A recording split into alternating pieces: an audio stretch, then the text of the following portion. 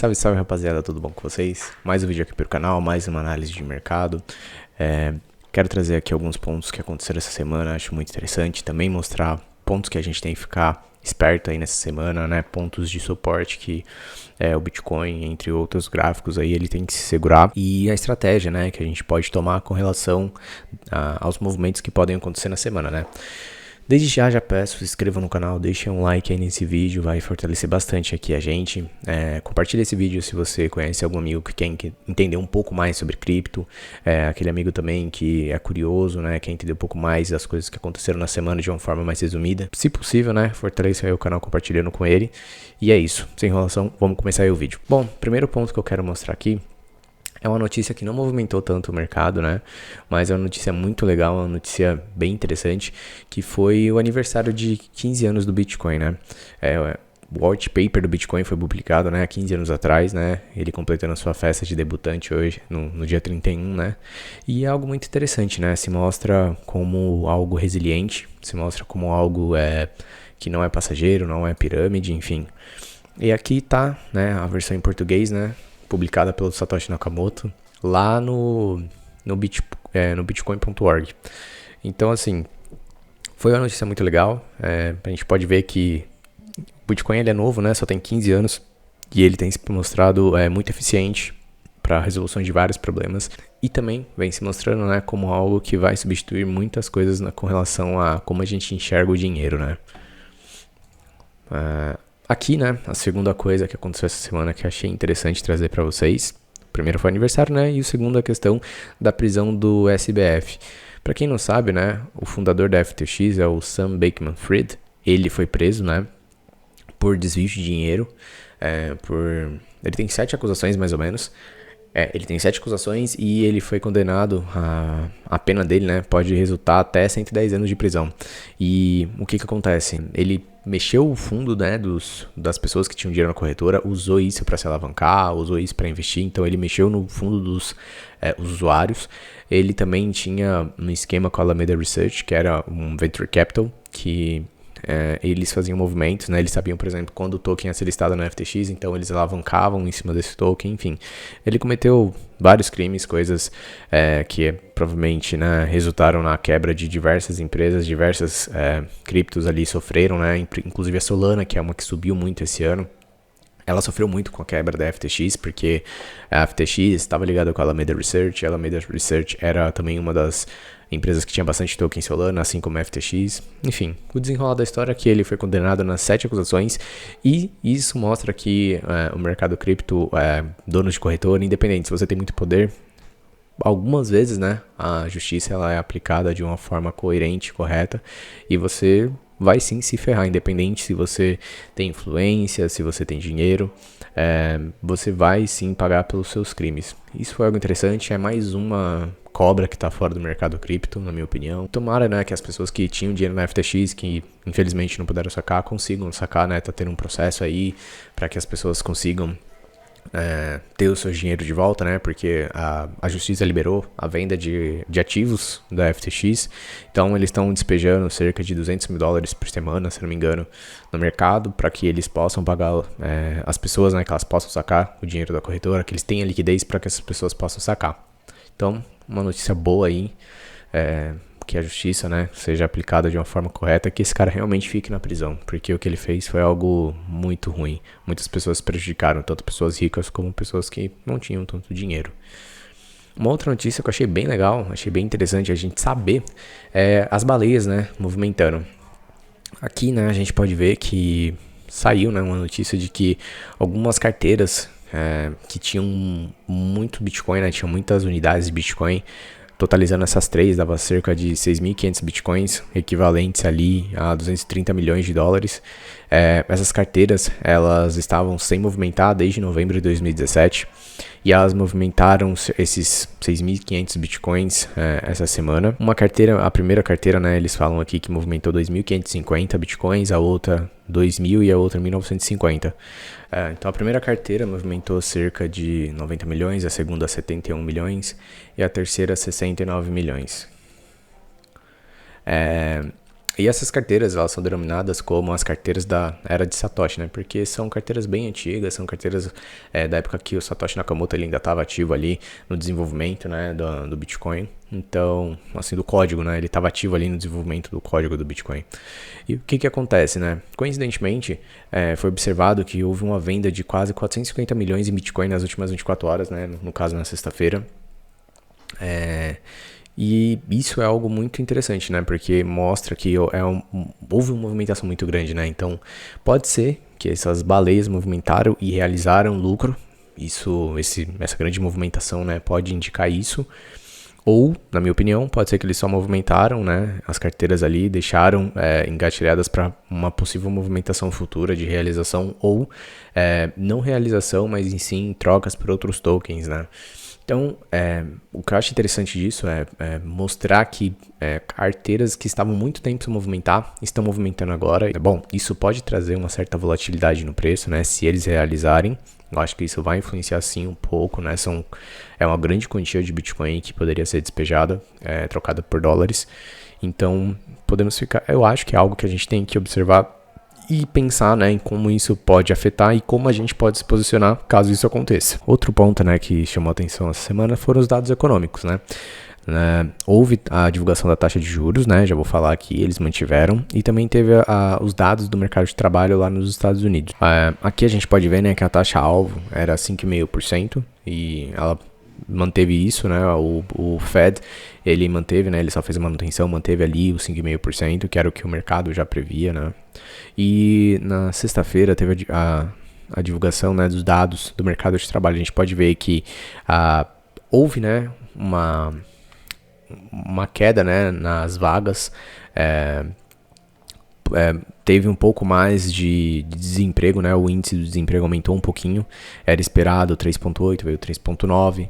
Os PMIs eles vieram um pouco mais fracos, então indica que a taxa de juros de 5,5% está tendo o efeito esperado, que era a redução da força, né, do mercado de trabalho, a redução da economia, ela não está tão forte. Então isso pode mostrar para o Fed que, olha, beleza, 5,5% está sendo suficiente para manter a economia de uma forma mais contraída e a gente não vai precisar subir tanto assim a taxa de juros. Se a gente manter ela por X período, se a gente manter ela, vamos por até o meio do ano, é o equivalente para trazer a inflação até os 2%, que é a taxa-alvo, né, do Fed. Então, eu enxergo, né, esses dados com bons olhos. Veio um pouco mais fraco, mostrar os dados econômicos do mercado de trabalho vieram mais fracos, a taxa de juros se manteve. Então, na minha opinião, para esse ano vai acabar em 5,5%. O Fed não vai mexer nisso. A economia vai continuar retraindo um pouco e eu acho que pro ano que vem vai seguir nesse mesmo raciocínio, né? O Fed, o Jerome Powell, que é o presidente do Fed, ele já falou que tá aberta a porta para aumentar a taxa de juros se for necessário, se ele enxergar que a economia ainda está muito forte, se ele enxergar que a economia não está retraindo, ela está começando a ganhar força, ele vai subir a taxa de juros. Mas eu acho que isso é um discurso que ele tem que manter, senão as pessoas vão começar a comprar mercados de risco de uma forma desenfreada, achando que agora já é bull market, o que eu não acho, né? Não tem liquidez no mercado indicando isso. E tem outros pontos, né? Os gráficos que eu vou trazer aqui mostram também isso. Então, a parte de macroeconomia que eu queria mostrar era essa. E vamos para a próxima aqui, né? A gente pode ver aqui que no gráfico do Bitcoin, né, ele formou um padrão de flâmula, né? Eu até comentei no meu Twitter, né, sobre esse padrão que estava se formando no dia primeiro, se não me falha a memória. E eu acreditava que se ele rompesse para cima, ele poderia buscar os 40 mil. Ele chegou a bater ali os 35.968, né? E depois ele voltou para metade, né, do canal. Se a gente colocar no gráfico de 4 horas, é mais fácil para a gente ver essa movimentação, né? Tem mais dados, é isso aqui, né? Ele voltou aqui para metade. E ele agora tá ganhando um pouco de força, né? Hoje em domingo, né, dia 5 de novembro. Então, o que eu posso dizer sobre o Bitcoin, né? Ele tá num padrão, né, lateral. Ele tá, depois dessa grande explosão que teve nas 2 semanas anteriores. O que a gente pode observar, né? Jogar no padrão um pouco menor aqui no gráfico semanal. O Bitcoin no semanal, ele...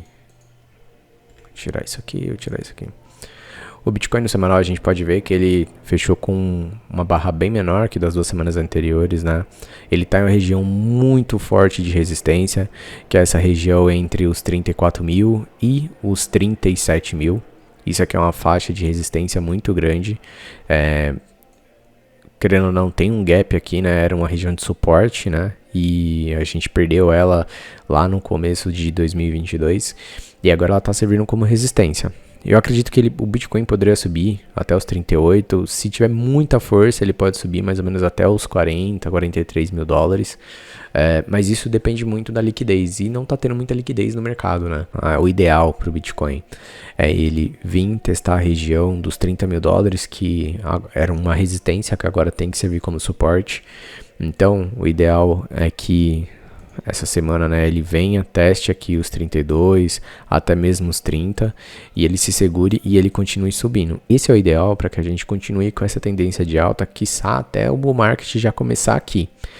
Agora, né, se o Bitcoin ele perder esse padrão, né, se ele vir aqui fazer topos e fundos descendentes, perder, né, os 30 mil, fazer esse movimento, a gente vai buscar os 20 mil dólares sem dúvida alguma, né? Se ele começar a fazer topos e fundos descendentes. Então, assim, a primeira região de suporte que tem que se sustentar é os 32 a 30 mil dólares. É a primeira região. E se tiver, né, uma correção um pouco mais forte, ele pode buscar até a região dos 28, que era uma região de suporte. A gente pode ver aqui atrás que ela serviu, né, como suporte. E agora como ela foi rompida, né, se tornou de novo um suporte. Ela serviu de resistência por um período, né, a gente pode ver aqui, mas depois que ela foi rompida, agora ela é um suporte. Então, assim, primeiro ponto que a gente tem que observar, né, o Bitcoin se mantém entre 32 e 30 mil. Se ele começar a lateralizar e já começar a subir, ok, maravilha, significa que ele vai buscar os 40, que é a próxima região, né. Se ele cair com um pouco mais de força, ele tem que se segurar nos 28, porque se ele perder os 28, significa que ele vai buscar os 25 e depois os 20, que são as próximas regiões de suporte. Então, a questão do Bitcoin é essa, a gente tem que observar. O RSI, a gente pode ver que ele já está em uma região bem alta de sobrecompra, então é algo que a gente tem que observar também, né? Ele já está aqui na região 70 no semanal, então a gente tem que observar isso também, que é a região de correção. Se a gente olhar dentro do diário RSI, ele já também está em uma região também de sobrecompra. Então, assim, o que a gente tem que observar? O Bitcoin fazer mais ou menos isso, chegar na região 50 do RSI e já começar a virar. Essa é a projeção, né, para a continuidade de alta que a gente tem que ver.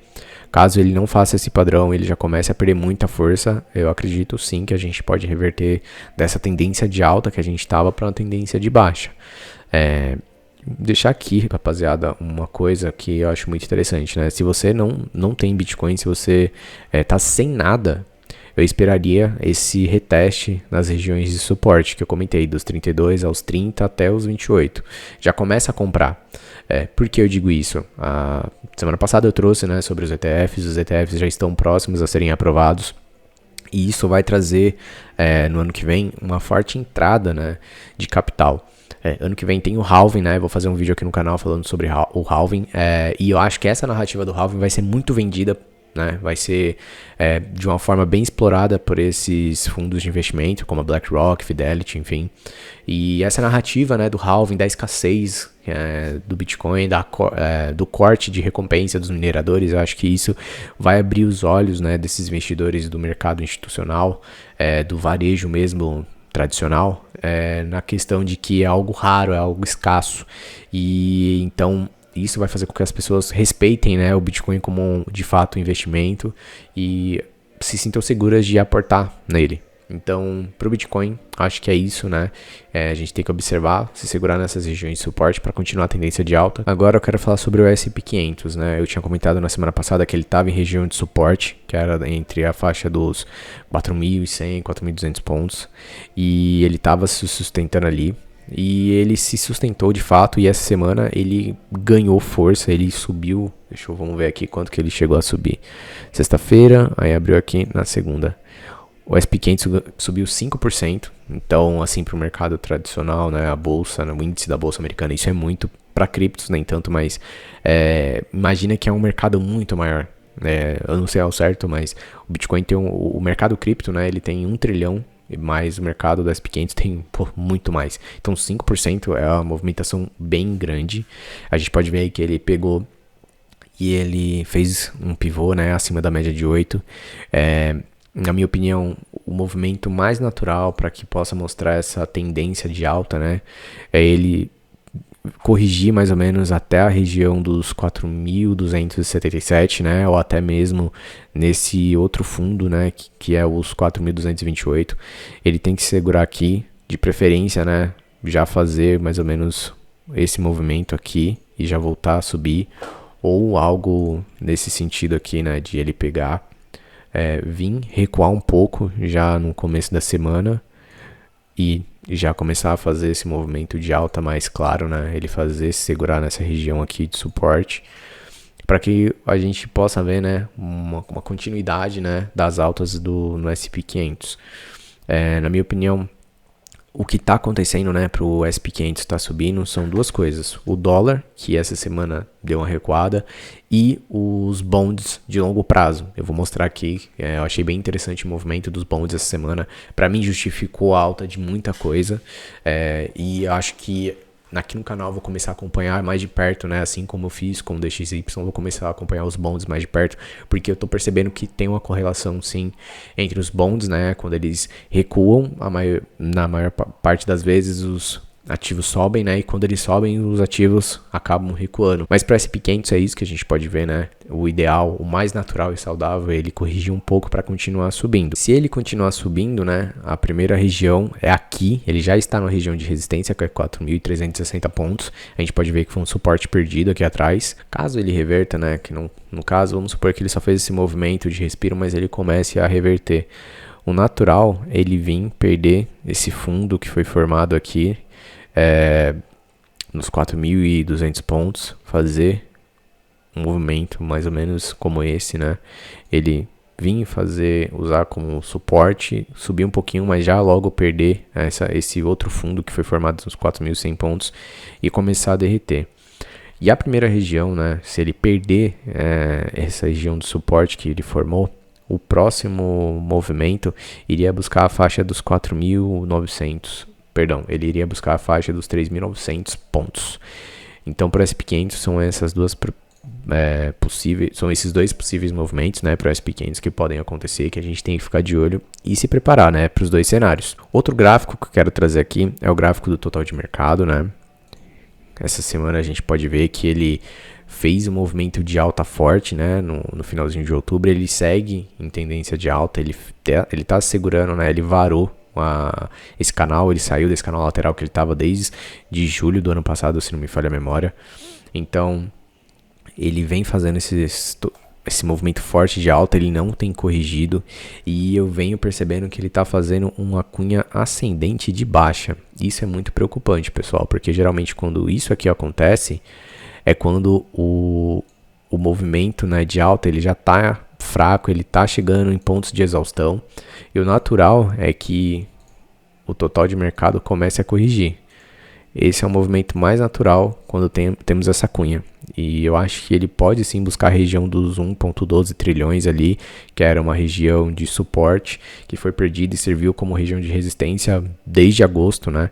Então, se o total de mercado cair, criptos vão cair, é um fato. Bitcoin vai cair, altcoins vão cair. Então, assim, é por isso que eu disse na semana passada e continuo dizendo essa semana. Não acho que é um bom momento de você entrar, caso você não tenha cripto alguma. Eu esperaria esses movimentos de recuo e compraria nesses movimentos.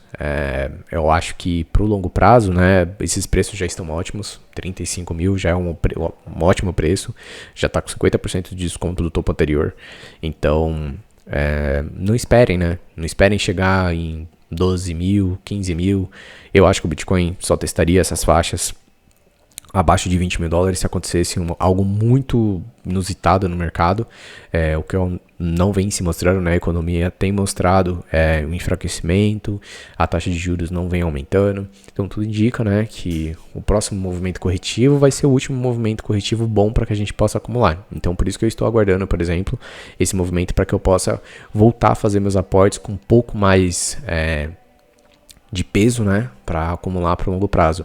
Entendo que ano que vem vai ser o ano de virada, eu acho que já vamos ver grandes altas e não veremos mais essas faixas de preço que esse ano a gente teve, né, em 2022, a gente não vai alcançar mais. Mas enfim, eu acredito que esse é o movimento mais plausível. Eu não consigo enxergar um cenário de movimentos de alta para o total de mercado, né? Ele está bem exausto, ele está em regiões de sobrecompra no RSI também. Então eu entendo que o mais natural é essa semana a gente ver uma correção no mercado, se não for essa semana, na semana seguinte. O DXY é o próximo gráfico que eu quero mostrar. Ele vem sofrendo essa semana, ele está em região de suporte, como a gente pode ver, né? Aqui, eu já tinha traçado, né, essa região há muito tempo atrás, desde que eu comecei a fazer os vídeos aqui pro canal, eu tinha colocado essa região como uma região de resistência, e agora a gente está testando ela como suporte. A gente teve um movimento bem forte de queda na sexta-feira, foi 1% ali, e a gente pode ver que a média de 8 ela inverteu, e a gente fez esse candle de reversão varando a média de 8 para baixo. Então, na minha opinião, o DXY ele tem que se segurar. Ele tem que abrir aqui já em alta na segunda-feira e superar a média de 8. Caso ele não faça isso, ele pode cair e testar aqui a região dos 104 mil pontos, né? E ele tem que segurar aqui para que ele possa fazer um pivô em cima, né, da faixa dos 105 mil pontos e vale, né, esse topo anterior que está em 107. Se ele não fizer isso, ele cair direto, ele vai buscar os 100 mil pontos. E nisso a gente pode ver ativos de risco se valorizarem muito nesse movimento corretivo, né? A gente pode ver depois, né? Se vocês tiverem interesse, eu volto aí nos vídeos, vocês vão ver que eu já estava falando mais ou menos aqui, que ele já estava em região de sobrecompra muito forte. E ele não parou de subir desde desse momento aqui do RSI, e agora ele está corrigindo. A gente pode ver que ele perdeu a região 50 do RSI, então o mais plausível é ele testar agora a faixa dos 30 aqui, dos 29, corrigir, e caso, né, o dólar continue se valorizando, né, ele vai começar a subir, e aí vai buscar as outras faixas, que está no 108 e no 110 mil pontos, né, e com isso a gente pode ver dois cenários. Se o DXY voltar a ganhar valor, ele vir aqui começar a subir, ativos de risco vão sofrer, criptos vão sofrer. Se ele começar a reverter, né, e vir buscar aqui os 100 mil pontos, né, fazer topos de fundos ascendentes, fazer movimentos mais ou menos assim, criptos irão subir e ativos de risco vão subir mediante a esse enfraquecimento do dólar. Tudo isso, rapaziada, eu falei, mas o mais importante é agora o que eu vou falar sobre os bonds. Na minha opinião, os bonds foi algo bem interessante que eu vi essa semana. Não tinha visto ainda, né, esse gráfico, essa correlação dos bonds com o preço dos ativos. E aqui a gente pode ver que os bonds, que são títulos de dívida americana, né, eles estão pagando cerca de 4,57% ao ano, né. Ele subiu forte desde maio desse ano. E a gente pode ver, né, que ele teve uma valorização aí de cerca de 47%, que é muito alto. Então, os títulos eles estão se valorizando, eles estão fazendo topos de fundos ascendentes, acima da média de 8. Só que essa semana ele bateu cabeça aqui e a gente pode ver, né, que ele perdeu a média de 8. Ele chegou a bater ali a mínima de 4,49. Deixa eu confirmar. Foi a mínima de 4,48, né? E voltou a subir um pouquinho. Ele está em região de suporte, né? Só que ele está em regiões aqui de 50 do RSI. Então eu entendo que isso aqui é um movimento corretivo. Eu acho que ele pode vir até mesmo já essa semana começar a lateralizar aqui na parte da região 50 do RSI. E aqui no preço a gente já pode ver algo mais ou menos assim, ele começar a subir e se valorizar. Por que eu digo isso, né? É muito difícil nos Estados Unidos você ver taxa de juros pagando 5% ao ano, 4% ao ano. É algo muito raro, né? Aqui no Brasil, eu já comentei aqui no canal, né, que no Brasil a gente vê 12%, 10%, 8% como algo comum. Só que lá não. E a gente está falando da maior economia do mundo, então é uma economia que vai te pagar, né? Todos os investidores eles têm essa confiança. E então eu entendo que se a gente vê bonds subindo, vai ter uma fuga de capital para esses títulos, porque é uma garantia muito boa, né? A gente não vê dinheiro fácil assim, pelo menos no mercado americano, pagando tão bem. Um dinheiro seguro, né? Você pode deixar lá o dinheiro que você comprou de títulos e vai render, assim como a taxa Selic aqui no Brasil. Então, para eles é muito atrativo. E o que eu enxergo, né? Se esses bonds começarem a lateralizar, né, e começar a subir, Eu acho que criptos vão voltar a sofrer. Acho que ativos de risco, assim, de bolsa, né? Vão começar a sofrer, né? As ações. E o DXY subindo, né? Voltando a subir, bonds voltando a subir. Esse é o maior perigo. A gente vai ter uma correção bem forte no mercado, na minha visão. Caso DXY e bonds comecem a cair, eu acredito que tanto o criptos quanto ações da bolsa vão voltar a subir. Essa é a minha visão. Então, em resumo, pessoal, o que eu quero dizer aqui, vamos observar bonds subindo, DXY subindo, criptos e bolsa americana vão sofrer. Se for o inverso, DXY caindo, bonds caindo, a gente vai ver uma alta ainda no mercado cripto e na bolsa americana. Em resumo é isso, então a gente tem que ficar preparado para os dois cenários. Tenham caixa, se você não está em cripto ainda, aguardem um pouquinho, um pullback, um recuo ali no preço para que vocês possam comprar mais descontado, né? Mas que esse movimento de alta sirva para mostrar que vocês não precisam ficar esperando, né, o melhor momento para comprar. Cara, compra toda semana um pouco. Eu venho mostrando aqui no canal, né, que a carteira ela ganhou muito com a estratégia de DCA. Então, não esperem, né, atingir o menor preço, porque você não vai acertar fundo. Bom, rapaziada, o vídeo que eu queria mostrar era esse, né, as coisas aqui que eu achei interessante na semana, o que a gente tem que observar, se preparar para essa semana que vai entrar agora. Espero que vocês usem isso da melhor forma, que vocês possam entender e vocês possam principalmente se programar da melhor forma para que vocês aportem, né, o seu dinheiro de uma forma responsável, certo? E é isso, a gente se vê semana que vem. Espero que vocês tenham gostado. Deixem um like aí, se inscrevam no canal, ativem o sininho, compartilhem o vídeo. Vamos ajudar aqui o canal a crescer, a alcançar mais pessoas, a que elas possam ter acesso a esse conteúdo, que elas possam usar também da melhor forma, de uma forma consciente, inclusive investir da forma mais adequada, menos arriscada, que possa trazer retorno, né, para todo mundo, que é isso que a gente quer, né? Afinal das contas é ganhar dinheiro, certo? E é isso. Tamo junto, rapaziada, e até o próximo vídeo.